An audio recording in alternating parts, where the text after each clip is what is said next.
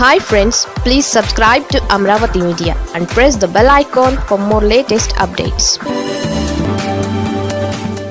రాజధాని రైతులకు చంద్రబాబు షాక్.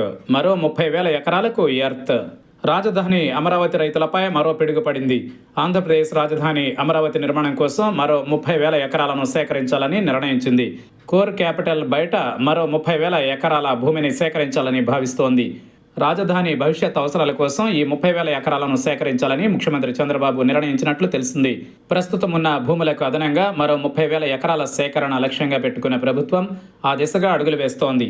రాజధాని Amaravati inner ring road, outer ring road, విమానాశ్రయం, రైల్వే లైన్, పారిశ్రామిక సంస్థల కోసం ఈ 30,000 ఎకరాలను సేకరించాలని నిర్ణయించినట్లు తెలిసింది. ఇందుకోసం రైతులను ఒప్పించి 30,000 ఎకరాలను సేకరించాలని అధికారులను ఆదేశించినట్లు సమాచారం. ఇప్పటికే రాజధాని రైతులు 29 గ్రామాల పరిధిలో 32,000 ఎకరాలను ప్రభుత్వానికి ఇచ్చారు.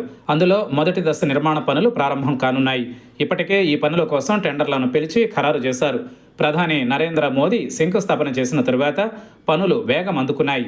అయితే ప్రస్తుతం ఉన్న 32 ఎకరాలు సరిపోదని భావించిన చంద్రబాబు నాయుడు ప్రభుత్వం కోర్ క్యాపిటల్ బయట వైపు మరో 30,000 ఎకరాలను సేకరించేందుకు సిద్ధమైంది. దీంతో రైతుల గుండెల్లో పిడుగుపడినట్లయింది. రైతులను ఒప్పించే బాధ్యత ప్రస్తుతానికి అధికారులపై ఉంచారు. వారికి నచ్చచెప్పి రాజధాని అమరావతి ప్రాంతంలో ప్లాట్లు ఇస్తామని చెప్పడంతో పాటు రాజధాని అభివృద్ధికి సహకరించాలని కోరనున్నారు. మరి రైతులు ఏ మేరకు సహకరిస్తారన్నది చూడాల్సి ఉంది.